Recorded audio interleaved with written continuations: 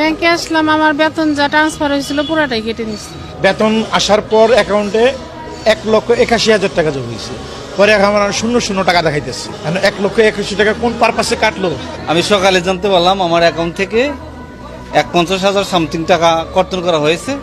আমার personal loan আছে।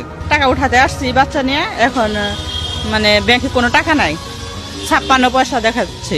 অনেকের অভিযোগ খুদে বার্তার মাধ্যমে টাকা কেটে নেওয়ার বিষয়টি অবহিত করেছে কর্তৃপক্ষ, আর তাতেই আতঙ্ক ছড়িয়ে পড়ে সবার মাঝে।